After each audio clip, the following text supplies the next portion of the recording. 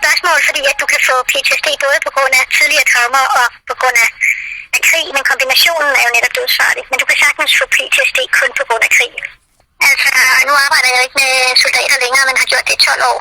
Okay. Og jeg ved, det er 70% af dem, som er kommet til mig på grund af forskellige problemer, er det enten på grund af krig eller på grund af tortur og fangetagelse under krig. Del af krigen, kan man sige.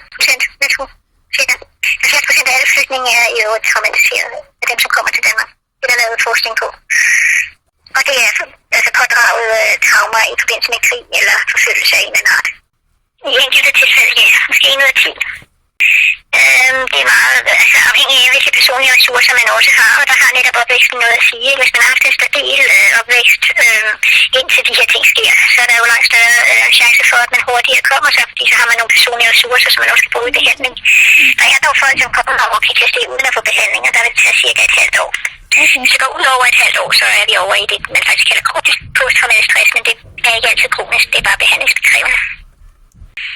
Ja, det kan man faktisk godt, ikke? Altså, hvis man allerede opdager i sin teenageår, at man har tendens til angst og depression for eksempel, så vil det jo være en rigtig god idé at få terapi der. Hvis man bare fortsætter i livet og pådrager sig nye traumer hele tiden, for der er noget, der hedder gentagelsestvang, det er der også inden for traume eller traumeafhængighed, og man ubevidst kommer til at gå ind i situationer, som giver for nye traumer, ligesom en kvinde, der bliver udsat for vold, ofte finder en partner, der udsætter dem for ny vold, eksempelvis, eller voldtægt kunne det også være seksuelle overgreb og sådan nogle ting der.